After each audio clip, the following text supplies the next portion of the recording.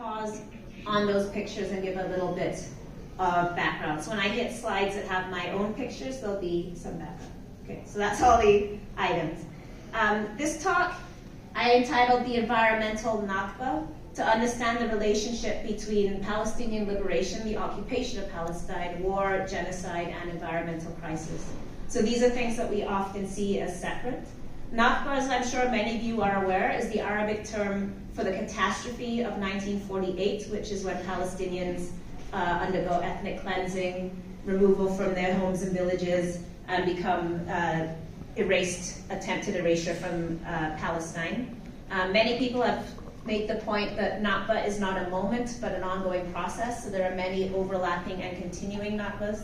So for example, many of the population of Jaffa end up in Gaza, which is of course undergoing another Nakba now. So we understand Nakba not as a historical moment, but as an ongoing and series of processes continuing today. And this of course includes the environment.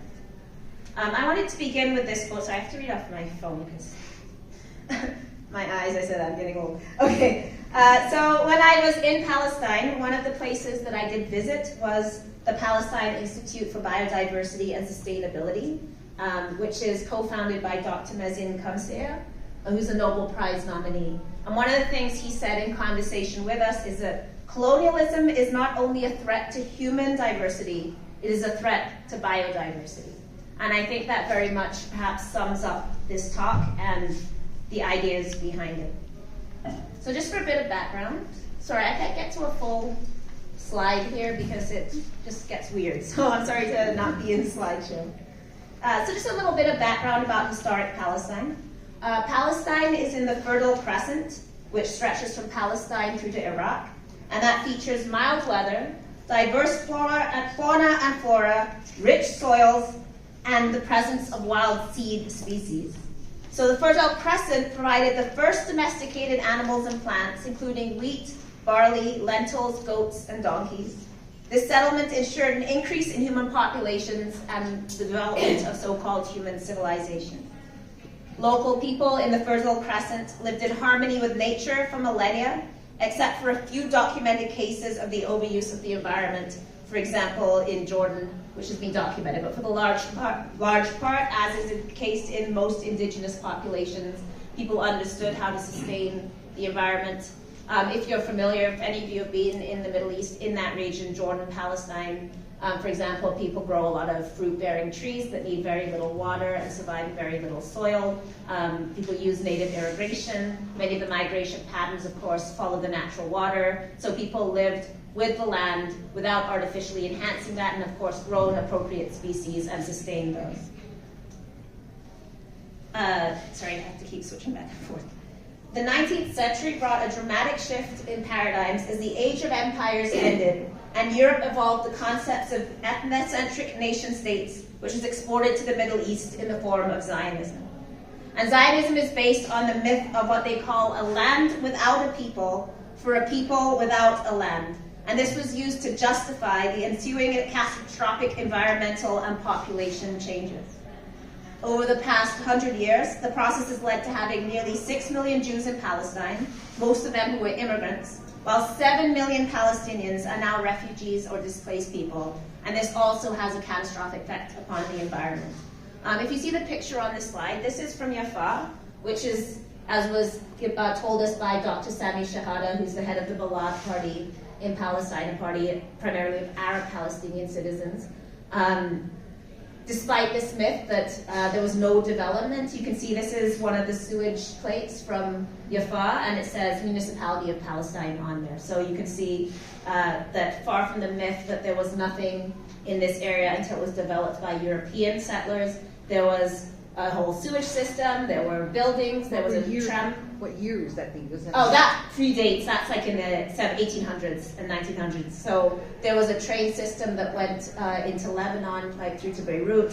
So these things you can still find in Jaffa.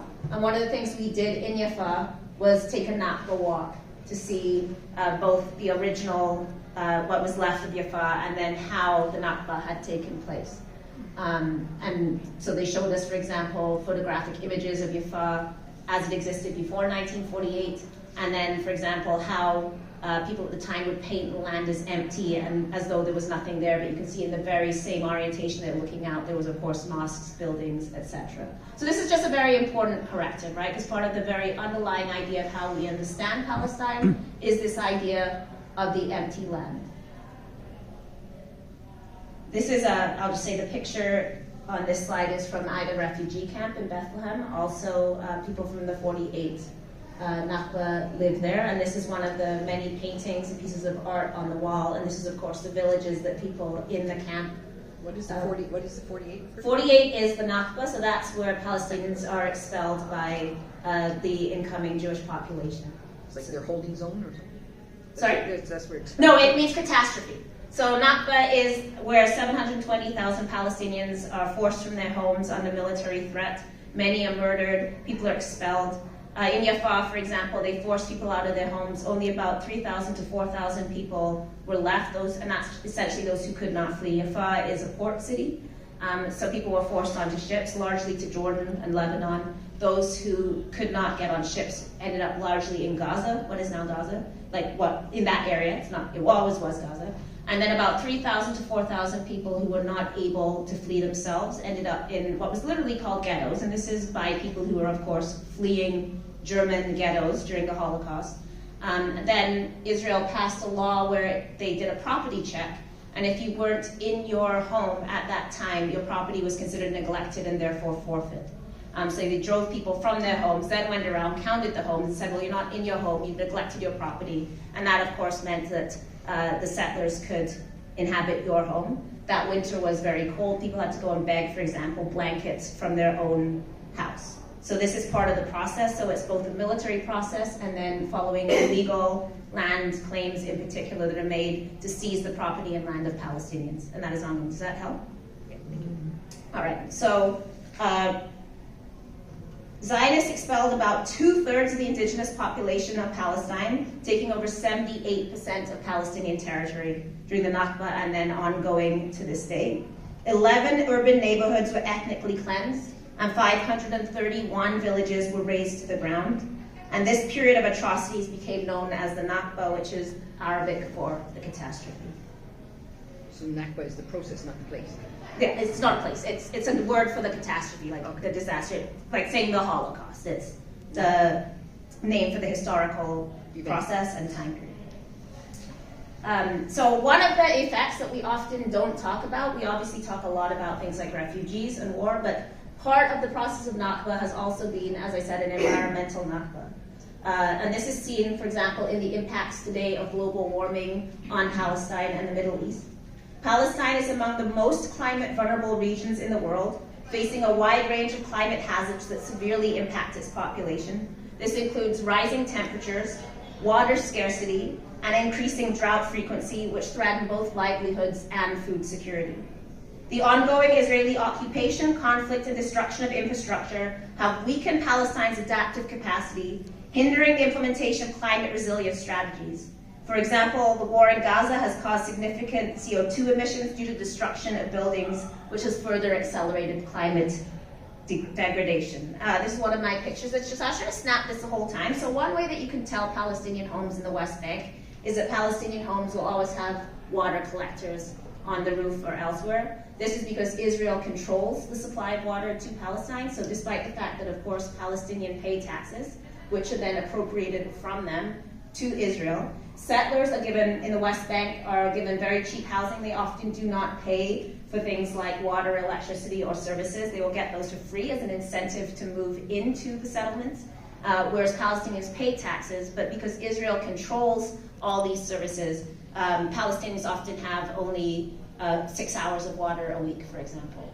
So every community we visited, there was restrictions on water. They often had rigged up things like compost toilets. I actually had to stick my hand in a toilet at one point because we were in this very small farming community, and we were in Tended Nations, and I accidentally threw toilet paper in the toilet, and I was like, I cannot mess up this community. And I reached in and pulled the toilet paper out. I had wet wipes, but just to say, and it wasn't the worst kind of toilet paper, just to say that these are many strategies that have to be enacted for things like water preservation.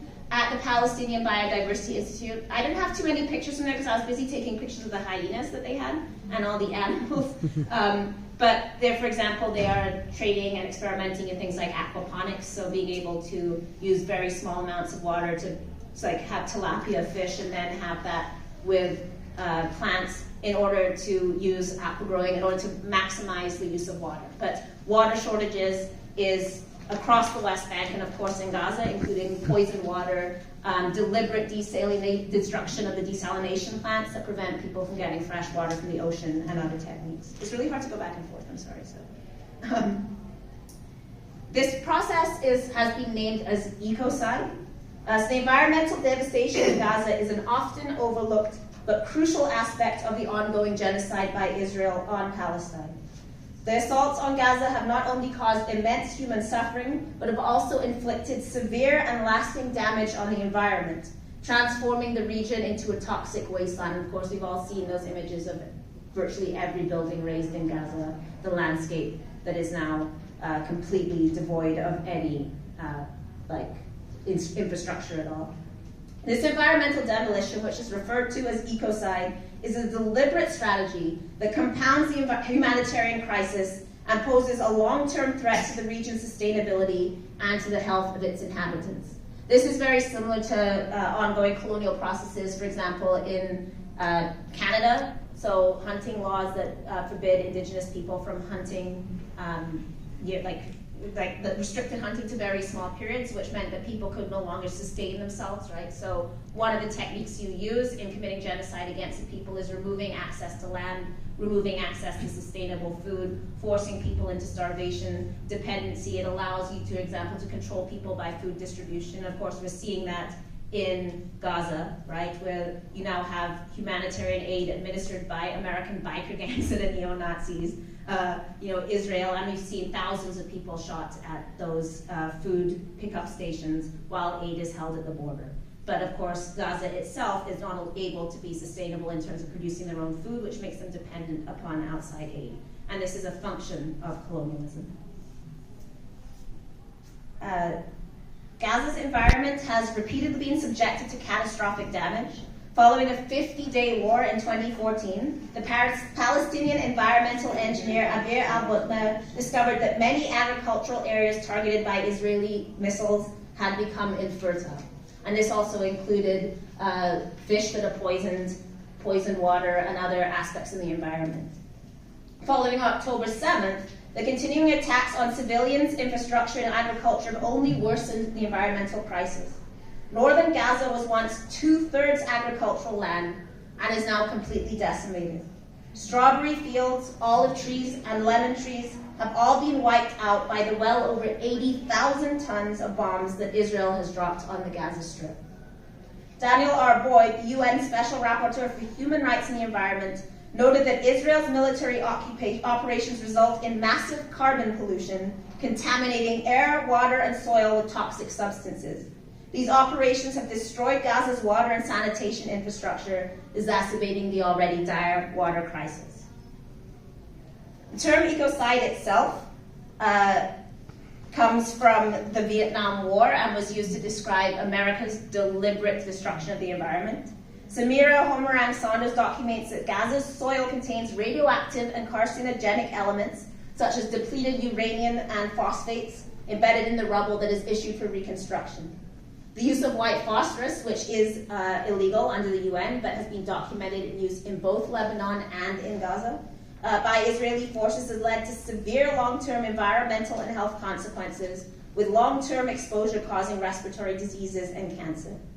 As I mentioned, ecocide first gained prominence during the Vietnam War, when the use of chemical weapons by US forces caused widespread environmental destruction. And if you're familiar with the Indian great environmentalist Dr. Vandana Shiva, she has repeatedly linked ecocide and environmental destruction to also feminist issues, very famously in her It's Time to End the War on the Earth, where she talks about how quite literally things like pesticides will be named these military names like machete, Roundup, these extremely violent phrases that term the earth as an enemy, and therefore, fighting weeds or fighting insects becomes literally associated with war. So she links this to the war on women specifically, and then also our violent attitude towards the earth itself. So just like in Vietnam, similar tactics have been employed in Gaza with the use of white phosphorus and other toxic substances that have caused these long-term environmental effects. This pattern of environmental degradation, a tool of warfare, raises serious ethical and legal concerns, and this demands accountability for affected populations. So in the many list of things that we talk about in Israel's war crimes, illegal activities, and need to be brought to international justice, environmental lawyers should also consider bringing environmental cases around the damage, not only, of course, to Palestine, but to all of us, because we know that environmental damage does not stay contained. So you cannot drop more than 3 nuclear bombs on the same tonnage as 3 nuclear bombs equivalent on Hiroshima on such a small strip of land, and expect that will have no impact on our oceans, on our air, on our wildlife for generations to come. Sorry, this keeps shutting off, so it's really hard to... The environmental crisis in Gaza is a reminder of the interconnectedness between genocide, environmental degradation, and human suffering. So as this particular banner says, free Palestine is climate justice, and Palestinian justice is climate justice. To think about why this happens and to frame this in terms of the historical processes at work, we need to understand and think about colonialism. Colonialism is a historically specific set of processes and practices that are associated with the expansion and conquest by European powers of most areas of the world, which arguably started in 1492. So obviously that would be Columbus's discovery of the so-called New World, which was not only, again, genocide of human proportions, but also genocide against the earth in various ways, so including wiping out multiple species, very famously, for example, the buffalo, including extraction of resources, and of course, a large piece of the settler colonialism and destruction in Canada, and for all Indigenous people, is the genocide of Indigenous people in order to obtain access to land and resources through many interlinked and overlapping processes that is ongoing today. European colonizers perceived non-Western communities as inferior, and therefore their bodies and lands were exploitable and dispensable. They therefore proceeded to plunder the land's resources, rape and enslave its inhabitants, and universalize capitalism as an economic structure to systematize their exploitation. So under capitalism, accumulation is the overwhelming ideology, so destruction of resources, extraction of resources on an ongoing and unlimited basis is the hallmark and underlying foundation of capitalism, which is an ongoing crisis since 1492. According to the scholar Justice, all global challenges, including colonization and climate change, are rooted in the interlinked and oppressive systems of white supremacy, patriarchy, and capitalism. Settler colonialism, as we refer to it, is distinguished from colonialism by its inherently genocidal character. In staking claim to the land of the entire colony, settler colonialism seeks to obliterate not only Indigenous cultures, socioeconomic systems, and histories, but ultimately the peoples themselves. And this is always accompanied by mythologies and narratives and storytelling that the nation tells itself. So in Canada, as recounted by Shireen Razik in Race, Space, and the Law, which is a great book in understanding this if you're interested, Canada begins with this myth of terra nullius, the empty land, which is devoid of Indigenous people. Either quite, you literally imagine Indigenous people out of the landscape, or you say they weren't using the land correctly, they were primitive, therefore they are irrelevant to the land. The settler believes that they have conquered the environment, and therefore the environment belongs to them, so the land is rightfully theirs due to the labor that they put into it. Once they've established that myth and embraced Indigenous people, all others are seen as latecomers who should be grateful to the nation for allowing you to come, and are always seen as second-class citizens who did not contribute to the nation-building project. So this is an ongoing settler mythology that exists across all settler societies. So all settler societies are not only accompanied by a physical genocide, but also a genocidal mythology that rewrites the latecomers, the settler, as the original inhabitants and therefore the rightful inhabitants of the land.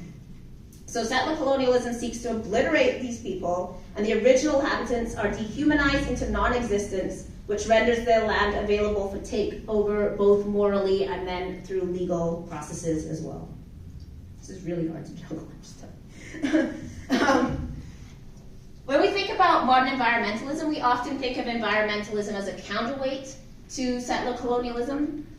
So you are here to, we're environmentalists. That means we're going to save land, but it's important to separate decolonial models of environmentalism from environmentalism as conceived within settler states. So for millennia, of course, human societies globally sought and established healthy relationships with non-humans and the earth. In contrast, modern environmentalism was founded by French colonial administrators in the 18th century, and this is documented. So after launching capitalist, patriarchal, and white supremacist operations in the global south, Western empires recognized they were devastating native landscapes and thus threatening the viability of their own resource-extractive industries and the lives of settlers. They then sought not to cease these activities, but merely to preserve them under the name of environmentalism.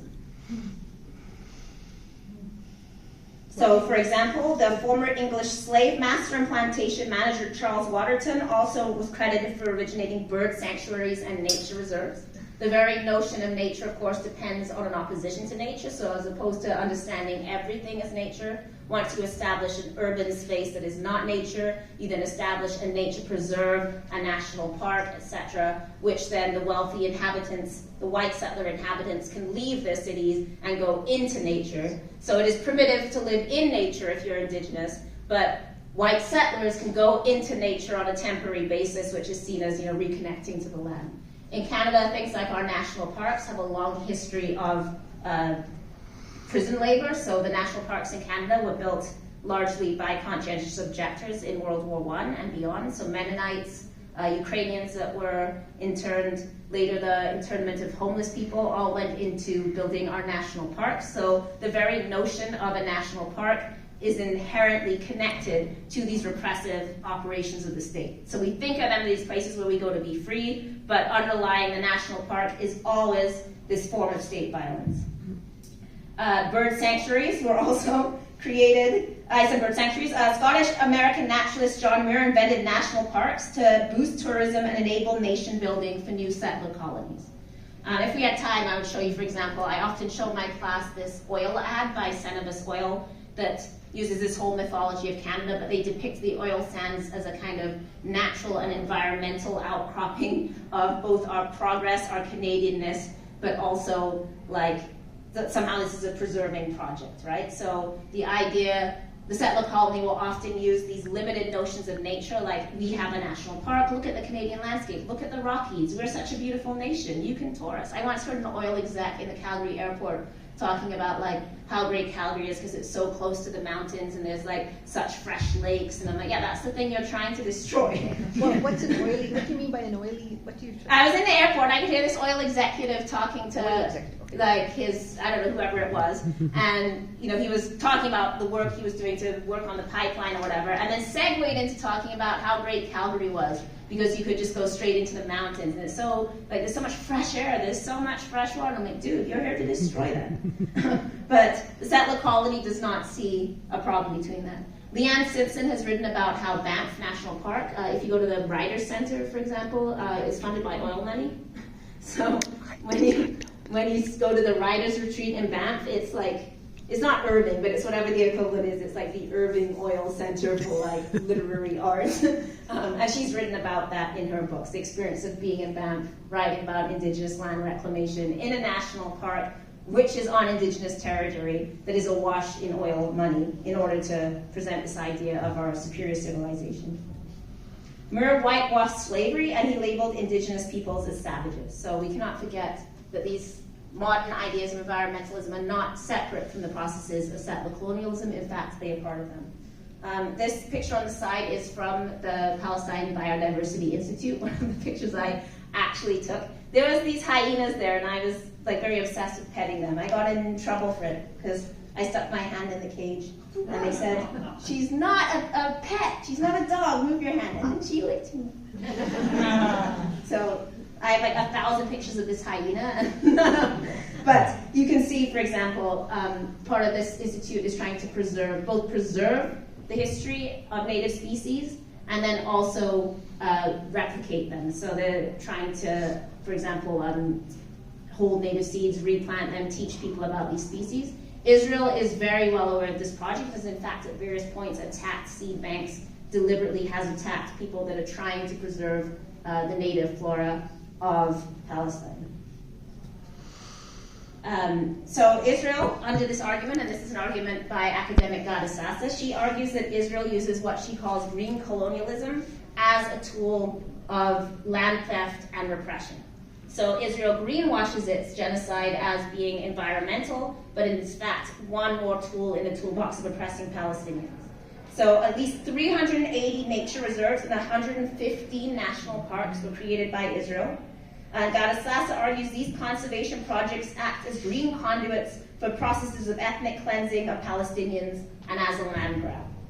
According to the Israeli Minister of Foreign Affairs, national parks are established to safeguard vital natural, historic, archaeological, and architectural sites, while the role of nature preserves is to defend nature for scientific and educational ends.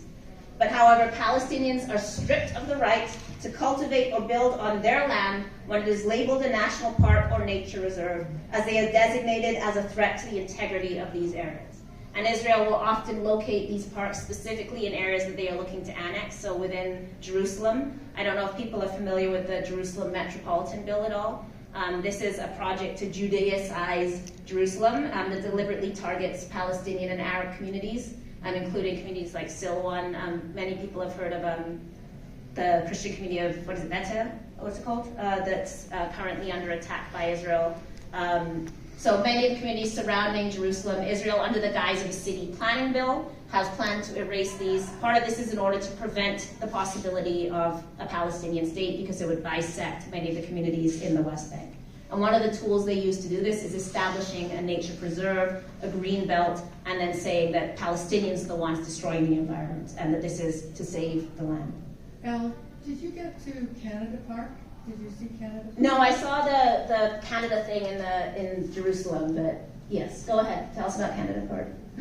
Well, Doug can probably talk about Canada Park better than I can. Well, Canada Park was built on the ruins of three villages close to Jerusalem. Canadians contributed to that, and they actually called it Canada Park. It was actually JNF raising money to disguise a destroyed village, one of the 500 in 1948. Yes, and Gada Sassa talks about this a lot, that one of the ways they will use this is precisely to cover up destroyed villages, to erase their origins. Many school children, for example, grew up raising money to plant trees in Israel. And this is, again, part of this mythology around Israel greening the land. So many people, particularly, of course, Jewish school children, grew up raising money to plant trees and then had this fantasy about greening the land. And this was used precisely, as you say, to cover up Palestinian villages.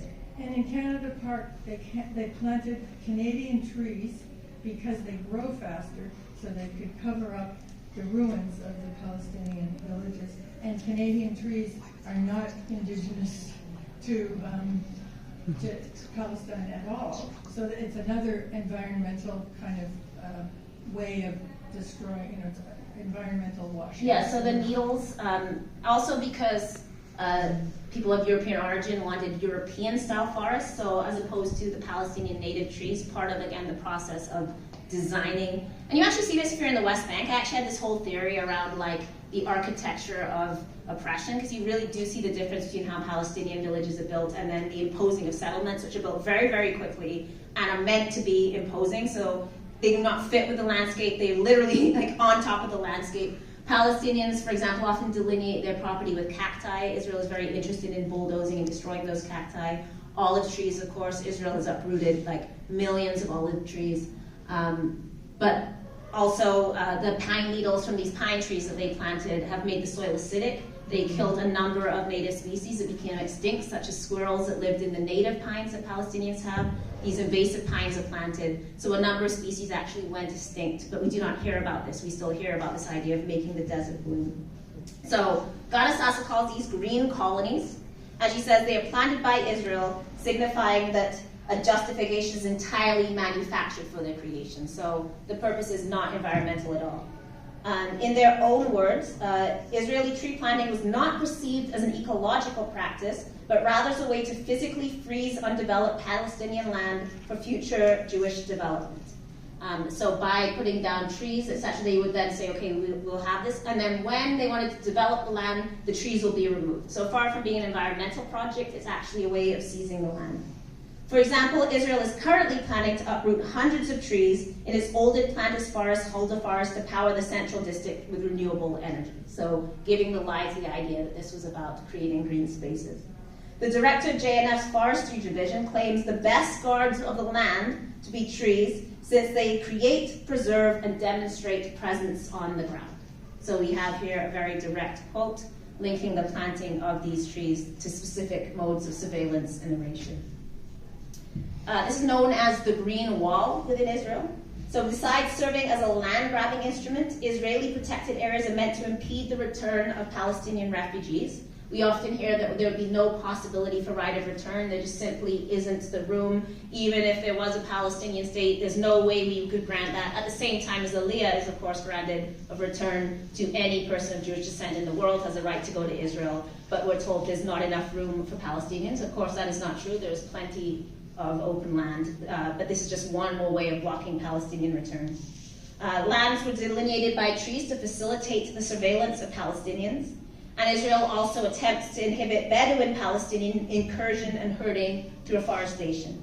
The picture on the right is from Al-Khair. Al-Khair has been in the news due to Masret Yafa. It's very close to that. If you saw no other land, then you're familiar with that community. The women of Al-Khair were on a hunger strike for a long time because of the death of one of the residents that was killed by a settler in the West Bank. We visited this community. It's a Bedouin community that was initially evacuated, pushed out of the Negev desert in '67 and settled in the Hebron Hills.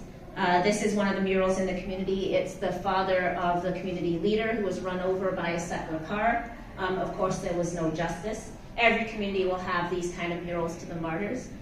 These are Bedouin people, so they are sheep herding people. So one of the things you will see in Israel, as we were leaving Hebron, which is a whole other story, we saw, so Hebron is largely settled by people from America. It's U.S. settlers, a lot of people from like Brooklyn and Florida. When they come to Hebron or to Palestine, they self-indigenize, so they begin to appear as indigenous people. So you'll watch them, for example, riding around on donkeys, which is a process, that's something that Bedouins typically do.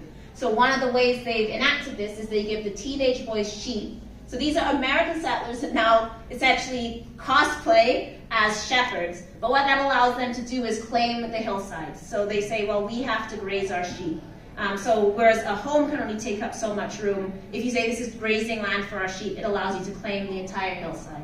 So the Bedouin, who are the actual indigenous herding people, are pushed off their lands in order for the settlers to use the act of herding sheep in order to intimidate and terrorize people. In this community, they showed us many videos of settlers both attacking them, so driving sheep through the home of women and then beating them with sticks, stealing the sheep of the Bedouin, and then when the Bedouin came to get the sheep back, actually doing violence to the sheep. We watched videos of them kicking the sheep, abusing and doing violence to the sheep. The Bedouin in this community have been unable to let their sheep out to graze for over a year due to threats of violence. So their sheep are stolen, they are killed, the people are killed. So the sheep are rapidly dying because, of course, held in close quarters without being able to graze, diseases are spreading very quickly through the herd. And this is what they're also spending thousands of dollars to feed the sheep, because now rather than grazing for free, they have to pay for feed. When we were there, Omar was trying to convince them. He was saying, if you don't hurry, you're going to have no sheep and no money. So why don't you sell the sheep? Sell the meat to Palestinians, will pay you extra. But they don't want to kill the sheep because that's their way of life, that's their culture. They said the sheep are their children. And of course, once the Bedouin are no longer herding, this is a function of genocide. This is how you separate indigenous people from the land, right? So once the sheep die, that practice has disappeared. You've now destroyed a whole cultural practice and way of life. So this is exactly how these processes work. So Israel casts Bedouin Palestinians as invaders because they continue to live and herd their goats in areas that once belonged to them and then were confiscated by the state. Israel also colonized the forest with the land of Palestinians after it accused them of failing to cultivate their fields. So again, this is the primitive narrative, right? Only Europeans are capable of development, whereas the native inhabitants were not using the land or not using it correctly or incapable of shepherding the land. We see very similar things in Mi'kmaq, right? We've always had these myths of there was nothing here, they weren't using the land. We know, of course, now that far from being empty land, there were constant sustainability practices. Mi'kmaq used, for example, controlled burning in order to prevent forest fires. The land was being stewarded, there was crop rotation. So this myth we had about, oh, it's just like so empty, that's not true. The emptiness, so-called, was of course part of land management and rotation and sustainability. And these myths are also applied in Palestine, that the Palestinians were not correctly using and developing their land, which therefore made it the de facto property of Europeans. On the other hand, despite this claim, Israel is bulldozing agricultural land and uprooting olive trees, scorching and intoxicating cacti, which are employed by Palestinians to define their properties. Israel also attempts to declare territory its property by placing forests on it, while pillaging indigenous flora, because the latter would testify to a rich history of Palestinian cultivation and the right for Palestinians to remain or return on their lands. So again, Israel will directly attack things like seed banks, directly attack local trees as part of this process. When we were in Tent of Nations, that was one of the few communities that could produce land titles. So they've been in a 20-year legal battle with Israel over this land. And settlers every year will attack them during harvest, burn down their trees, attack them when they're planting, attack them when they're harvesting fruit. They are not permitted to build on their property because Israel has claimed that while this case is going through the courts, they cannot build anything on the land, so the people are living in caves. So they're literally living inside the natural caves on the property. Every time they win a legal victory, so for example, they won a victory against Israel placing a checkpoint on the land, but even when they won that victory, Israel did it anyway. They were given 90 days to remove it, and then they have to just go back to court to challenge it. And of course, this is an Israeli-run court. There's no Palestinian court. So they've been in an endless 20-year battle. If you go to Tent of Nations online, you can find that campaign and find that community. They have many people that come and farm with them in support, but you can also support them through their fundraisers as well. Sorry, it's really hard to go back and look. You guys don't know how much I'm struggling. So Israel employs this idea of green colonies to Judaize, Europeanize, and dehistoricize Palestine, obliterating Palestinian identity and quelling resistance to Israeli oppression, under the banner of making the desert bloom. So according to the JNF, forests and parks were not always part of Israel's landscape. So they claim credit for greening the land. They say the first Jewish pioneers who came to the land of Israel towards the end of the 20th century found a desolate land that provided no shade whatsoever. This is, of course, directly contested by photographic evidence at the time, Palestinian farming practices, the existence of communities, and this is one reason why, in order to claim themselves as the indigenous biblical inhabitants of Israel, Israel has to destroy every trace of Palestinian existence and culture. So Zionists persist in portraying pre-Nakba Palestine as entirely a desert, an uninhabited wasteland that they civilized and salvaged. And I'm sure, by a show of hands, how many of us heard this Israel made the desert bloom mythology? Yeah, so that was a very much a part of eco-washing Israel. That was a very effective narrative that was put into place in order to claim Israel not only as a civilized place, but as specifically an environmental place. They will often claim credit for planting the most trees of any country. Only Israel has a net production of trees while everyone else is deforesting. But again, this is invasive species, while they actually are responsible for the destruction of millions of native species, such as olive trees in particular. So it was not until after 1948 that 90% of Israel's forests were grown, but non-indigenous species constitute 89% of that. The majority of trees JNF boasts of having planted were non-native evergreens, which devastated both local communities and ecosystems.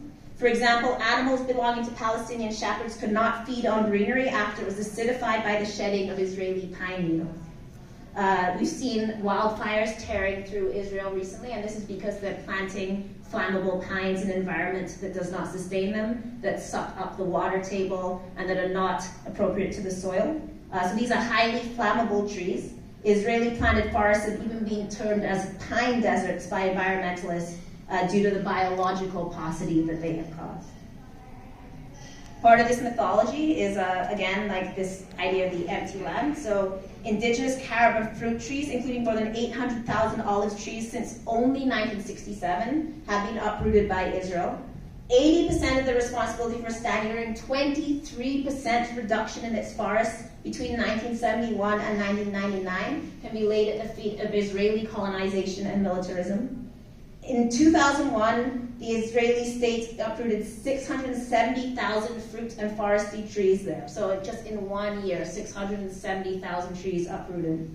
In addition, research has shown that many communities are experiencing deforestation due to the conditions of Israeli soil, due to these, like the land use, the deforestation. Yet this myth of making the desert bloom continues to be widely proliferated, assisted by these green colonies to stifle Palestinian memory and erase the Nakba. However, the land does resist. So Palestinian land, not only the people, but the land itself is resisting colonization, as demonstrated by the difficulty for Israeli planted non-indigenous trees to survive, plagued by their heightened susceptibility, combustion, ailments, and pests. The Palestinian agronomist Saad Daher, for example, took a photo of a fire where on one side Israeli planted trees were overwhelmed by flames, while on the other the indigenous flora was left intact. We saw this recently again when they tried to claim that it was Palestinians that set fire to forests, and they had big forest fires a few months ago because they were like, the Arab trees aren't burning, that must mean it was terrorists that did it. But the Arab trees weren't burning because they are sustainable on the land and these pines were not. In another instance of land resistance, Palestinian olive trees have sprouted again after more than half a century of Israeli oppression. They also sliced through JNF pines, which have smothered the ethnically cleansed village of Muadil. So we see the land taking itself back. Mm-hmm. That image is from Hebron. So this is Issa Amro's compound. So after we walk through Hebron, which if you're not familiar with Hebron, it's basically a ghost town. It's 700 illegal settlers protected by 7,000 armed soldiers and militias. In order to attain that, they have emptied out the downtown completely. So over 100,000 Palestinians have been forced out of the downtown. So it's literally a ghost town. When we went there, we were stopped about 8 times in 800 meters by armed soldiers and militias, constantly interrogating us, asking for our ID, asking us if we were Muslim, sending us back and forth, holding guns on us. When a militia pulled up, you'll see armed militias throughout the community. We were going to visit Issa Amro, and this is his house. And this is an olive tree with Free Palestine on it, which shows the deep spiritual and cultural connection of the olive tree to Palestinian resistance. Of course, the olive is also on the keffiyeh. So these trees are an integral part of Palestinian identity and resistance. And finally, I wanted to quote Omar Harami, the executive director of Sabeel. I didn't put the full quote here, so I'm going to read the full quote. So he said, "In Palestine, we live Samud, a steadfastness that embodies resilience, patience, and an unwavering commitment to justice and dignity. For us, Samud is not just resistance. It is the courage to live in the light of Christ's example, even when the weight of oppression feels unbearable. In the face of barriers and hardships, Palestinians have transformed existence into an act of Samud. We hold on to our land, our homes, and our heritage, refusing to be uprooted even when forces try to drive us away. The poet Mahmoud Darwish, in his reflection on Palestinian steadfastness, writes, "We have on this earth what makes life worth living." These words resonate as we stand for hours at checkpoints, applying for permits simply to worship, striving to build our homes again and again, even when they are unjustly destroyed. Jesus taught us to stand with dignity in the face of adversity. When he said, "Blessed are the peacemakers, for they will be called the children of God," he called us to pursue peace, not through passivity, but through a courageous commitment to justice and love. Samud teaches us that we are called to seek not only a physical presence on the land, but also to embody steadfastness in our values. Our path is nonviolent, rooted in inclusivity and a deep love for humanity, even when faced with the temptation to respond in our anger. In our steadfastness, we answer the call of Christ to live in faith, to resist injustice, and to stand firm in hope and love, carrying forth the good news even in challenging times. And I end with that not only to echo the Palestinian motto, as they told us over and over again, our existence is resistance, but to also encourage us within our churches and faith communities to push our faith communities and churches, particularly the Christian community, to do more to witness and speak for Palestine. Last night, St. Paul's Anglican Church in Toronto refused to hold an event on Palestine, caving to those who claimed that these events are anti-Semitic. Christ, as we know, threw over the tables of the money lenders in the temple. Christ healed the sick on the grounds of the temple on the Sabbath. Christ taught us that our resistance is everywhere, and there is no place that is not political and is not the source of our revolution. So our churches must stand in solidarity with Palestine. So I say that here in this community. I encourage us to find in ourselves the courage embodied by Palestinians, not only to push back on environmental destruction, but to speak out and witness and to resist the powers of those who claim to us that to do so is anti-Semitic, is hateful, is somehow destructive. We must, as Christians, this is our time now. This is our time of justice and witness. So I close on that as a challenge to us in our churches to do everything we can to witness and stand for Palestinians. So I'll take questions now. Thank you.